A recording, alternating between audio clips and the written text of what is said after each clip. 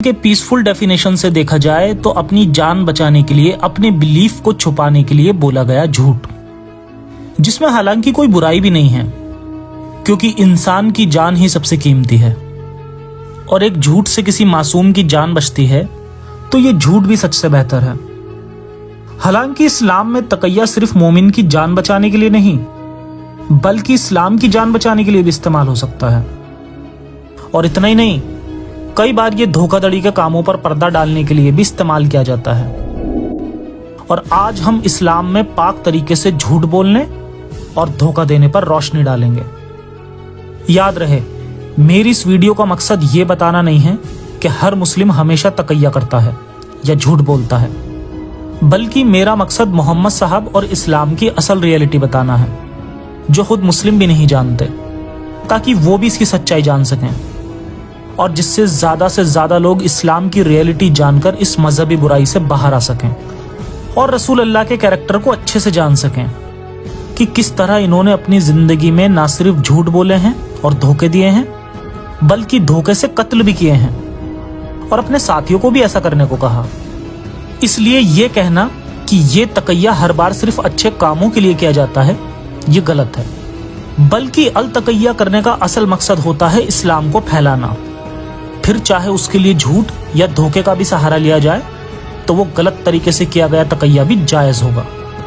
हालांकि अल तकैया को खुद बहुत सारे मॉडर्न मुस्लिम भी गलत तरीका समझते हैं और ये सोचते हैं कि तकैया इस्लाम का हिस्सा नहीं है, बल्कि तकैया तो सिर्फ शिया मुस्लिम करते हैं, या अल तकैया पहले जायज था मगर अब करना जायज नहीं है। जबकि इस्लामिक सुन्नी स्क्रिप्चर्स को पढ़ के साफ जाहिर है कि शियाओं की तरह सुन्नी मजहब में भी तकैया कयामत तक जायज है। तकैया की प्रैक्टिस तब की जाती है जब एक मुस्लिम को लगता है कि उनके मजहब को दूसरों की नजरों से छिपाना जरूरी है, ताकि वो किसी होने वाले नुकसान को टाल सके और अपनी किसी तरह की जरूरत पूरी कर सके, या सबसे जरूरी कि अपनी जान बचाने के लिए तकैया का रास्ता अपना सके। अक्सर करके शिया मुस्लिम सुन्नी इस्लामिक कंट्रीज में अपनी जान बचाने के लिए तकैया करते हैं, ताकि मेजॉरिटी सुन्नी मुस्लिम शिया मुस्लिम को नुकसान ना पहुंचाए। एक हदीस है जिससे पता चलता है कि रसूल अल्लाह के साथियों में से एक को उसके मुस्लिम होने की वजह से दूसरे मजहब के लोगों ने अपने देवी देवता की तारीफ या इबादत करने के लिए इसे मजबूर किया था और उसने ऐसा कर भी दिया। मगर बाद में जब उसने रसूल को इस बारे में बताया तो रसूल अल्लाह ने भी उसके इस शिरकिया काम को जायज कह दिया। यहां तक एक बार खुद रसूल अल्लाह ने भी मक्का में रहते हुए बुत परस्ती की और यहाँ के देवी देवताओं और उनकी सबसे बड़ी देवियां यानी अल-लात, अल-उज़्ज़ और अल-मनात के फेवर में अल्लाह से आयतें भी नाजिल करवा दी कि इनकी इबादत करने से बख्शिश की गुंजाइश है।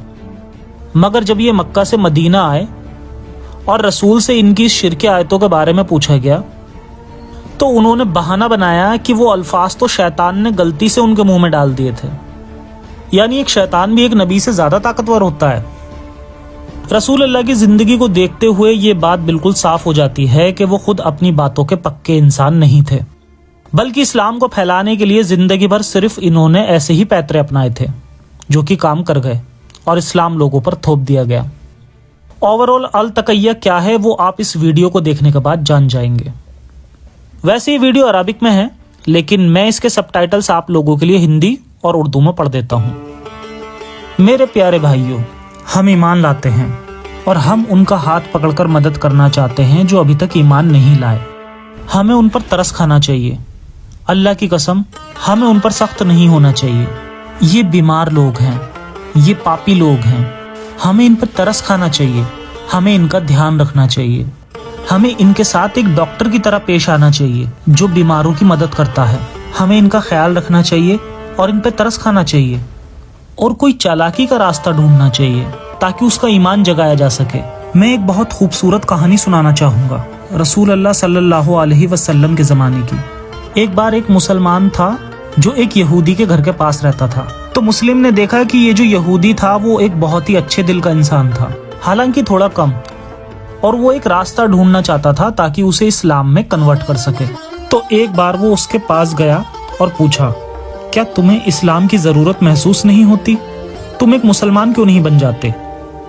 یہودی نے کہا کیول ایک چیز ہے جو مجھے روکتی ہے اسلام قبول کرنے سے، کہ مجھے شراب پینا بہت پسند ہے، میں بہت پہلے مسلمان بن گیا ہوتا، بس ایک یہی چیز مجھے روکتی ہے کہ میں ایک شرابی ہوں۔ تو اس مسلم کو ایک راستہ سوچتا ہے۔ اس نے کہا کوئی بات نہیں، ایک مسلمان بن جاؤ اور پینا جاری رکھو۔ بے شک اس مسلم کا سچ میں یہ ارادہ نہیں تھا، لیکن پھر بھی اس نے ایسا کہا کہ مسلمان بن جاؤ اور پینا جاری رکھ سکتے ہو۔ یہودی نے کہا ٹھیک ہے۔ اس نے کہا اللہ کے سوا کوئی خدا نہیں اور محمد اس کے میسنجر ہیں۔ اب مسلم نے اس سے کہا تم ایک مسلمان بن چکے ہو، اگر تم شراب پیو گے تو ہم تمہیں اسلام کے حساب سے اس کی سزا دیں گے، اور اگر تم نے اسلام چھوڑا تو ہم تمہیں مار ڈالیں گے۔ تو وہ یہودی ایک مسلمان ہی رہا اور پھر اس نے کبھی بھی شراب نہیں پی۔ تو یہ اس اچھے مسلم کی ایک اچھی ٹرک تھی۔ جی تو یہ سچائی ہے التقیہ کی، دھوکے سے لوگوں کو کنورٹ کرنا اور پھر انہیں جان سے مارنے کی دھمکی دینا۔ یہ سب شروع ہوتا ہے قرآن سے۔ سب سے پہلے دھوکہ دینے کی شروعات خدا کی یہ کتاب کرتی ہے اس آیت سے، قرآن 3:28، ایمان والوں کو چھوڑ کر حق کا انکار کرنے والوں کو اپنا دوست اور مددگار ہرگز نہ بنائیں، جو ایسا کرے گا اس کا اللہ سے کوئی تعلق نہیں۔ ہاں یہ معاف ہے کہ تم ان کے ظلم سے بچنے یا اپنے کام نکلوانے کے لیے اوپری طور پر یہ رویہ اپنا لو، اور اللہ تمہیں اپنے آپ سے ڈراتا ہے اور تمہیں اسی کی طرف پلٹ کر جانا ہے۔ اب ایک بار اس کی تفسیر بھی چیک کر لیتے ہیں۔ تفسیر الجلالین، ایمان والوں کو چاہیے کہ وہ کافروں کو اپنا سرپرست ہرگز نہ بنائیں، کیونکہ جو کوئی بھی ایسا کرتا ہے جو انہیں اپنا سرپرست بنائے گا تو اس کا کسی بھی طرح سے اللہ کے دین یا اسلام سے تعلق نہیں ہے، جب تک کہ آپ اپنے آپ کو حفاظت کے طور پر محفوظ نہ کر لو۔ حفاظت کے لیے تقیہ، جس کا مطلب ہے کہ جب تک آپ کو کسی چیز کا خوف نہ ہو تو آپ الفاظوں کے ذریعے سے ان کی سرپرستی کر سکتے ہیں، لیکن اپنے دل میں نہیں۔ تو یہاں مسلمز کو جھوٹ بولنے کی اجازت دی گئی ہے۔ یہاں تک تو تقیہ اپنی حفاظت میں جھوٹ بولنے تک سیمت ہے۔ اب دیکھتے ہیں کچھ ایسے ریفرنسز جس میں تقیہ کے ذریعے دھوکہ دڑی کرنے کی بھی اجازت دی گئی۔ سب سے پہلے ایک نبی کی حدیث آتی ہے جس میں جھوٹ بول کر ایک دوسرے کے غلط کاموں کو ڈھانپنے کی بھی اجازت دی گئی ہے۔ ابن ماجہ 2544، رسول اللہ نے فرمایا کہ اگر کوئی مسلمان کسی دوسرے مسلمان کی پردہ پوشی یعنی اس کے غلط کاموں پر پردہ ڈالے گا تو اللہ بھی دنیا اور آخرت دونوں میں اس کی پردہ پوشی کرے گا۔ اتنا ہی نہیں، اس جھوٹ بولنے والے طریقے سے بڑھ کر اللہ نے قرآن میں اپنی قسموں کو توڑنے کی چھوٹ بھی دے رکھی ہے۔ یعنی اگر کوئی کسی سے قسم کھاتا ہے اور اس کے بعد وہ اپنی بات سے پلٹنا چاہے تو یہاں قسم کو توڑنا بھی جائز ہے، بس شرط یہ ہے کہ آپ اس کا کفارہ ادا کر دو، پھر اللہ بھی کبھی تم سے ان قسموں کے بارے میں سوال نہیں کرے گا۔ قرآن 662، اللہ نے تم لوگوں کے لیے اپنی قسموں کی پابندی سے نکلنے کا طریقہ مقرر کر دیا ہے۔ قرآن 2:225، جو قسمیں تم سچے دل سے کھاتے ہو ان کے بارے میں وہ ضرور پوچھے گا، مگر جو بےمانی قسمیں تم بنا ارادے کے کھا لیا کرتے ہو ان پر اللہ نہیں پکڑتا۔ خود محمد صاحب بھی ایک حدیث میں کہتے ہیں، صحیح مسلم 1650، رسول اللہ نے فرمایا کہ جس نے قسم کھائی اور پھر اس کے بجائے کسی دوسرے کام کو اس سے بہتر خیال کیا تو وہ اپنی قسم کا کفارہ ادا کر کے اپنی قسم توڑ دے۔ اور ایسا نہیں ہے کہ یہ چیزیں لکھ دی گئی ہیں، یہ نبی کی ٹیچنگز فالو ہوتی آئی ہیں۔ میری سیریز خلافت کے خونی کھیل میں نے اس کا اگزامپل دیا تھا کہ جب زبیر نے علی سے قسم کھائی تھی کہ وہ اس کے ساتھ کبھی جنگ نہیں کرے گا، اور پھر اس کے بیٹے نے اسے اکسایا تو اس نے ایک غلام کو آزاد کر کے اپنی قسم کا کفارہ ادا کیا تھا، اور اس کے بعد وہ علی سے جنگ کرنے نکل گیا تھا۔ مذہبوں کی موریلٹی اور ایمان پر یہیں آ کر دھبا لگ جاتا ہے۔ ایک حد تک جھوٹ بولنا تو پھر بھی چل جائے، مگر رسول اللہ نے اور ان کے ساتھیوں نے کتنے ہی معصوم لوگوں کو چال بازی اور دھوکے بازی سے ان کی جان لے لی۔ دھوکے سے قتل، محمد نے اپنے صحابیوں یعنی اپنے فالوورز کو جھوٹ بولنے کی پوری اجازت دی تھی، یہاں تک کہ کافر کو بدنام کرنے کے لیے، اپنے پلیتوں کا وشواس جیتنے کے لیے یا ان کا قتل کرنے کے لیے، جس کے بارے میں حدیثوں سے صاف ظاہر ہوتا ہے۔ بخاری 3029، نبی کریم نے فرمایا لڑائی کیا ہے؟ یہ ایک چال ہے۔ بخاری 3030، جنگ تو صرف ایک چال بازی کا نام ہے۔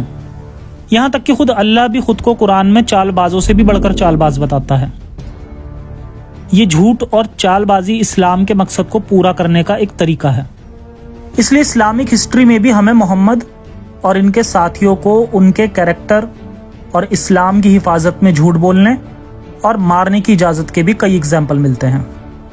جیسے بنو قریظہ سیریز کے 4 ایپیسوڈ میں ہم نے جانا کہ نبی نے کس طرح دھوکے سے کعب بن اشرف کا قتل کروایا تھا.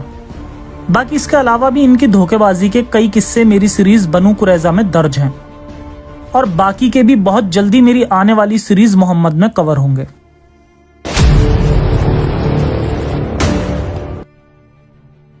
امام غزالی جو کہ ایک بہت بڑے اسلامک اسکالر مانے جاتے ہیں، کہتے تھے کہ مقصد کو پانے کے لیے بھاشا یا الفاظ ایک ذریعہ ہے. اگر کوئی اچھا مقصد ایسا ہے کہ اسے جھوٹ بول کر اور سچ بول کر دونوں طریقوں سے پایا جا سکتا ہے تو یہاں جھوٹ بولنا غیر اخلاقی نہیں ہے، کیونکہ اس کی ضرورت ہی نہیں تھی. لیکن جب کوئی مقصد ایسا ہو جو سچ بولنے سے نہیں بلکہ صرف جھوٹ بولنے سے حاصل کیا جا سکتا ہے تو جھوٹ بولنے کی اجازت ہے، بشرطے کہ مقصد حلال ہو. یعنی صرف اسلامی طریقہ حلال ہونا چاہیے، پھر بھلے ہی کوئی کام حرام ہی کیوں نہ ہو. سچ یا جھوٹ تو صرف الفاظ ہیں. یہ بتانے کی ضرورت ہی نہیں ہے کہ مسلمانوں کے لیے اسلام کو بڑھاوا دینے سے بڑا کوئی مقصد نہیں ہوتا. اس کے علاوہ صحیح بخاری میں آتا ہے کہ جب ہم مسلمان غیر مذہب والوں کے لیے چہرے پر مسکراہٹ رکھیں تو اسی سمے من میں انہیں کوسیں اور بد دعائیں دیں، کیونکہ وہ مسلمان نہیں ہیں. اب دیکھتے ہیں مذہبی دھوکے کے نام پر کیسے ایک لڑکی کی زندگی خراب کی جا سکتی ہے. حدیث میں کہا گیا ہے کہ ایک شخص جان بوجھ کر اپنے 2 دوستوں کو ایک عورت کی رضامندی کے بارے میں جھوٹ بلوا سکتا ہے، مگر پھر بھی اس شادی کو برقرار رکھا جائے گا. تو اس لیے اگر وہ اسے ٹھکرا دیتی ہے تو اسے کیول 2 دوستوں سے جھوٹ بلوانے کی ضرورت ہوگی، اور وہ قانونی روپ سے اس کی بیوی ہوگی. جی ہاں، بالکل صحیح سنا آپ نے. حضرت ابو ہریرہ نے بیان کیا کہ رسول اللہ نے فرمایا کہ کسی بیوہ سے اس وقت تک شادی نہ کی جائے جب تک کہ اس کا حکم نامعلوم کر لیا جائے، اور کسی کنواری سے اس وقت تک نکاح نہ کیا جائے جب تک کہ اس کی اجازت نہ لے لی جائے. صحابہ نے پوچھا کہ اس کی اجازت کا کیا طریقہ ہے؟ حضرت نے فرمایا کہ وہ خاموش ہو جائے. یعنی اگر کوئی لڑکی اپنے اوپر ہوئے ظلم پر خاموش ہے تو اگلے ظلم کو اس کی رضامندی مانا جائے گا. خیر، آگے اسی حدیث میں آتا ہے کہ پھر بھی کچھ لوگ کہتے ہیں کہ اگر کسی شخص نے 2 جھوٹے گواہوں کے ذریعے ہیلا کیا، یعنی جھوٹ گڑا کہ کسی بیوہ عورت یا یتیم لڑکی سے اس نے اس کی اجازت سے نکاح کیا ہے، اور قاضی نے بھی اس مرد کو اس کے نکاح کا فیصلہ کر دیا جبکہ اس مرد کو خوب خبر ہے کہ اس نے اس عورت سے نکاح نہیں کیا ہے، تو یہ نکاح جائز ہے اور اس کے لیے اس عورت کے ساتھ رہنا جائز ہو جائے گا.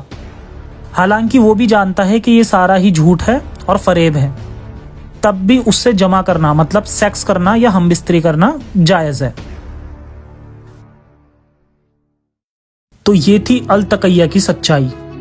اکثر کئی لوگ ایتھیزم کے کمپیریزن میں جب مذہب کو لاتے ہیں تو ان کا دعویٰ ہوتا ہے کہ مذہب انسان کو اچھا بناتا ہے، ان کا ایمان نکھارتا ہے، ان کے اندر خدا کا ڈر بیٹھاتا ہے جس سے وہ برائیوں سے بچے رہتے ہیں. مگر سچ یہ ہے کہ برائیاں انسانی اخلاق ہیں، اس کا مذہب سے لینا دینا نہیں ہے. الٹا مذہب تو انسان کو برائی کرنے کا راستہ بھی دکھا دیتا ہے.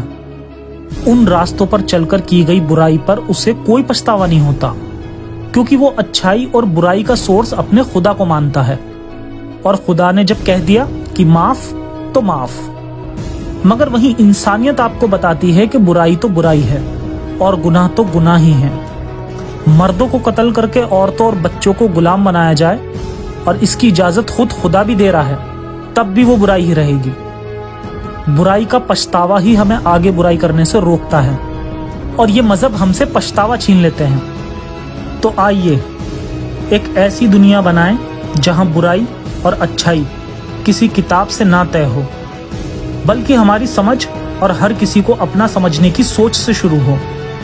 وہی دنیا ایک بہتر دنیا ہوگی، اور وہی کل ہمارے بچوں کے لیے بہتر کل ہوگا. جے ہند، جے انسانیت. سائنس حافظ.